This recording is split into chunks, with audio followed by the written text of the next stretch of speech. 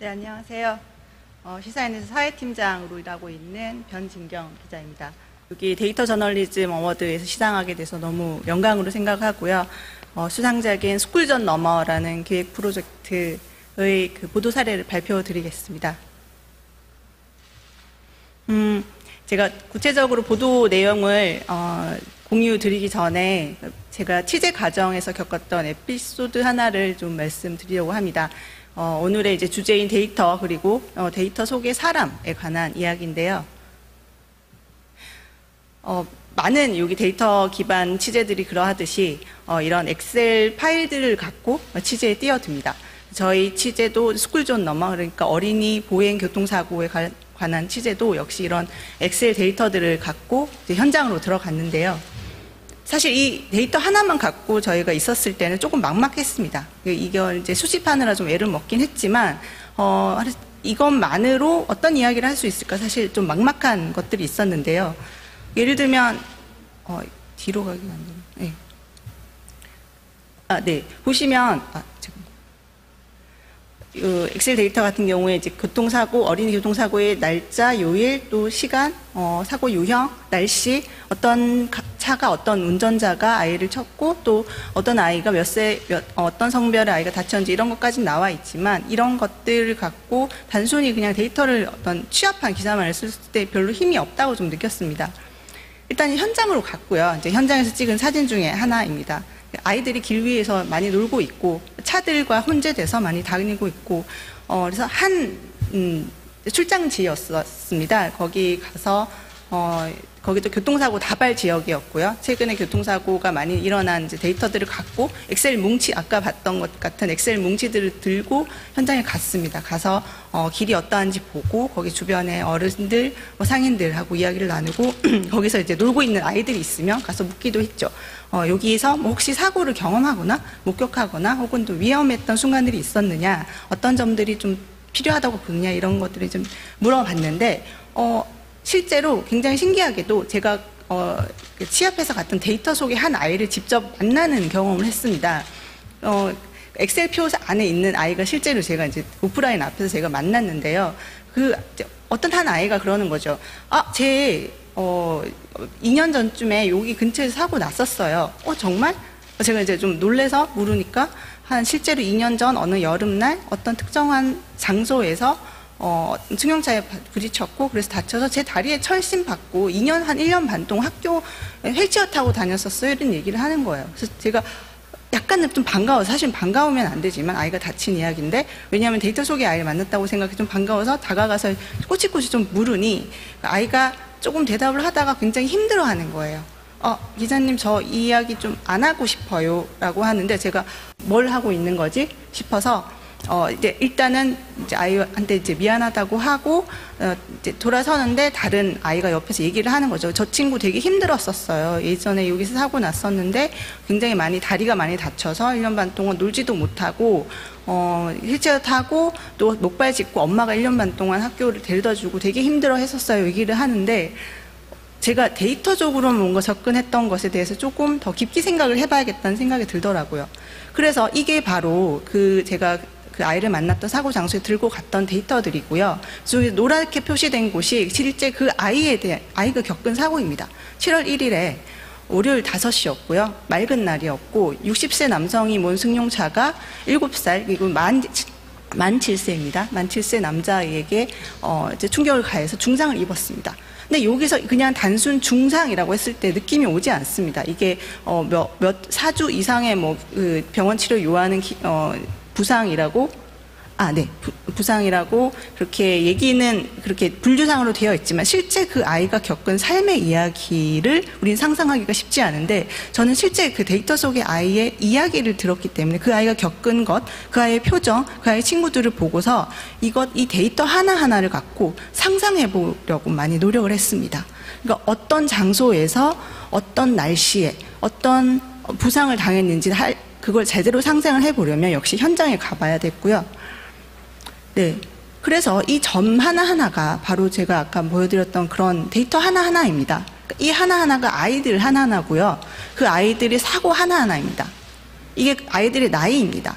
이걸 갖고 이 장소로 가서 상상을 해보는 겁니다. 학교에서 놀이터로, 또 놀이터에서 도서관으로, 도서관에서 주택가 지역으로 이동을 해보면서 아이들이 직접 걸었던 길, 왜 여기서 사고 났을까? 이 나이대의 아이가 이 시간대에 왜 사고가 났을까? 혼자 걸었을까? 학원 가는 길이었을까? 여러 가지 상상을 해보면서 데이터를 활용했습니다.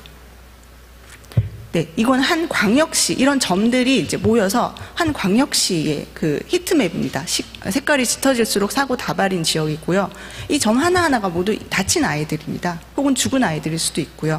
더 넓게 살펴보면 이건 전국 지도입니다. 전국에 만 13세 미만 보행 어린이, 그러니까 차대 사람 사고입니다.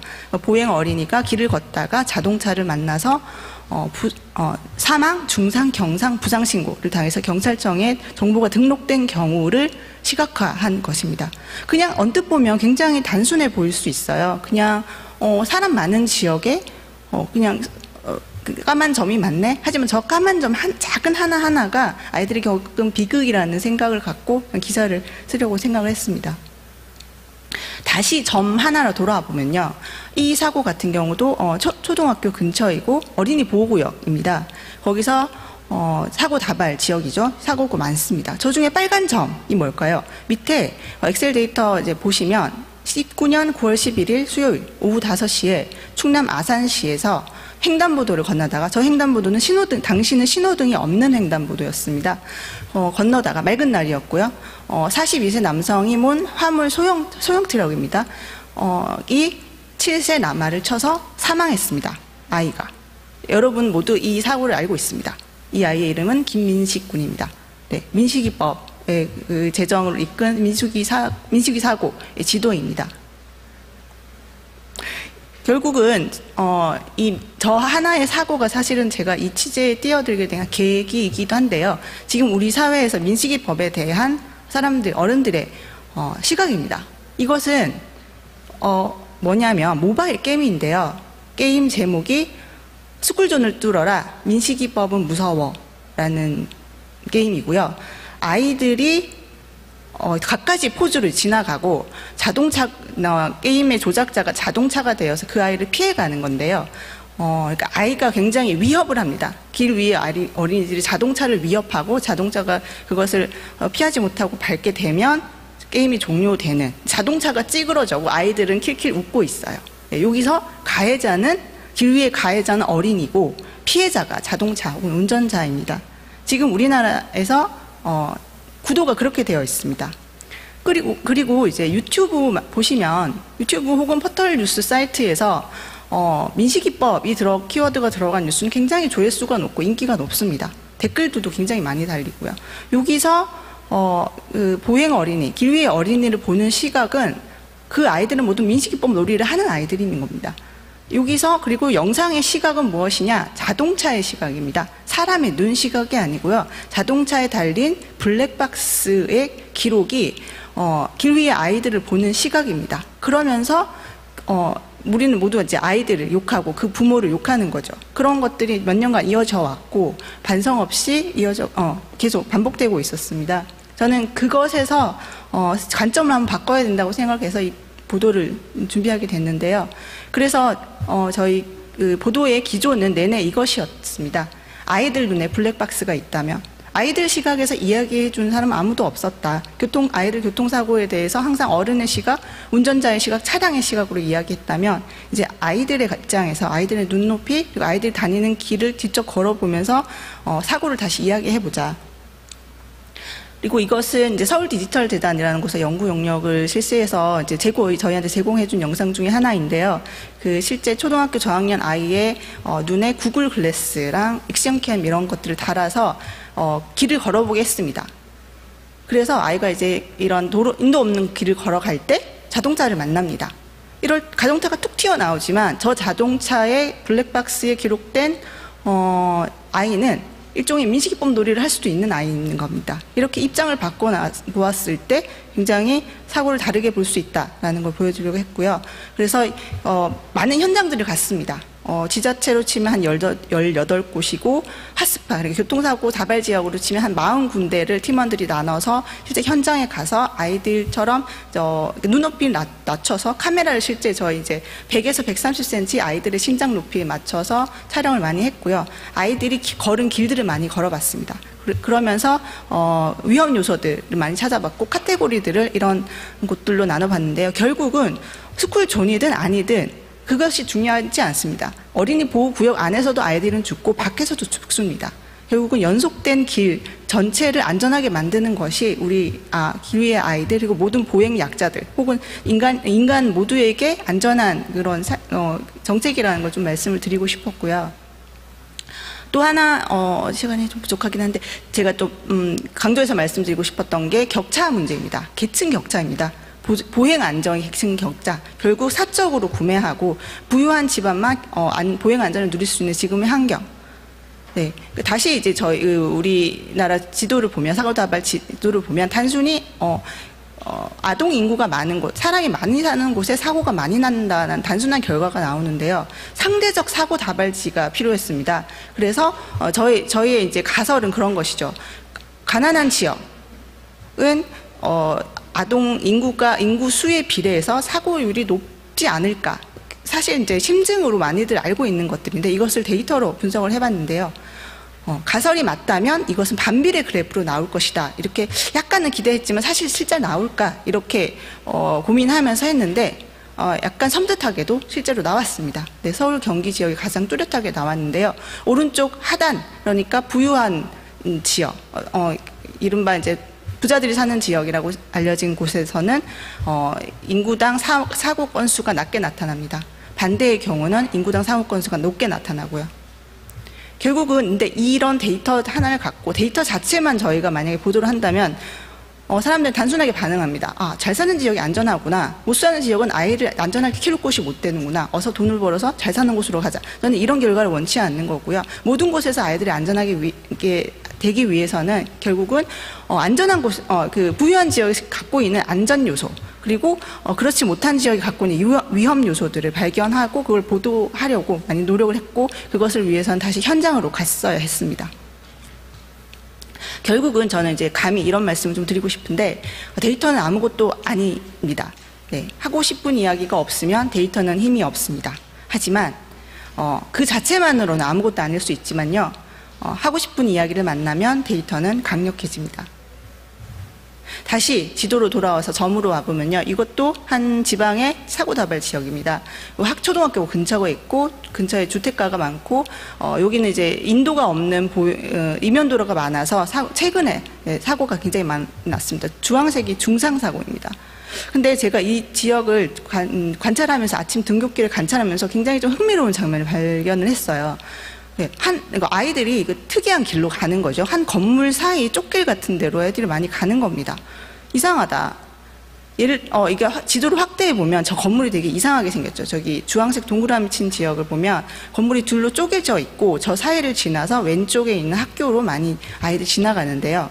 제가 이상해서 옆에 있는 과일 가게 아저씨한테 여쭤봤어요. 이 길은 뭔가요? 네, 아저씨가 만든 길이었습니다. 이 사장님께서는 이 건물의 주인이기도 하셨는데 이 건물을 2013년쯤에 지을 때 요 근처에서 하도 애들이 교통사고가 많이 나서 요 길을 내면 요 안전하게 지름길을 내면 아이들이 길에서 사고를 좀 덜 당하지 않을까 싶어서 이렇게 건물을 지으실 때 중간에 길을 일부러 내시고 땡땡 초등학교 가는 길 이렇게 표지판도 다르셨어요. 실제 아이들이 그 길을 이용하고 있었고 그래서 그 근처는 진짜 사고가 그 이후에 없었습니다.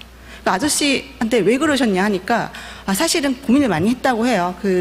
사실은 그 지역을 그 공간을 그냥 건물로 두며 임대 수익만 해도 한 달에 최소 100만 원, 그러니까 한 1년에 1,200만 원을 벌 수 있는 곳인데 그럼에도 불구하고 아이들 안전이 더 중요하니까 사고가 나는 모습을 보고 싶지 않아서 이런 결정을 했다면서 말씀하셨는데 굉장히 감동을 받아서 저희 이제 기사에도 실고 했습니다.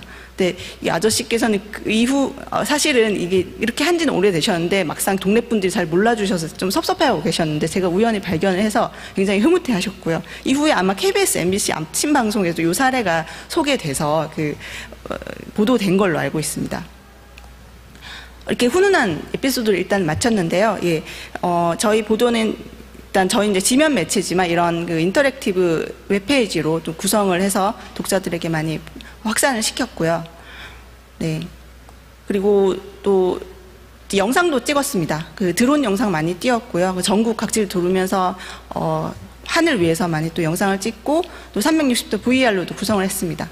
로코스코핑 그 기법을 이용한 모션 그래픽을 입혀서 좀 특이한 VR 영상을 아마 저희 유튜브 채널 가시면 보실 수 있고요. 또 증강현실, 그러니까 모든 것을 어린이 보호구역이라는 캐치프레이즈로 이런 증강현실 콘텐츠를 만들기도 했습니다. 그리고 무엇보다 저희는 지면 매체고요. 가장 많은 내용을 저희 지면 시사인 733호, 734호에 많이 실었습니다. 혹시 구체적인 내용 궁금하신 분들은 지면 기사를 참고해 주시면 좋을 것 같습니다. 네, 감사합니다.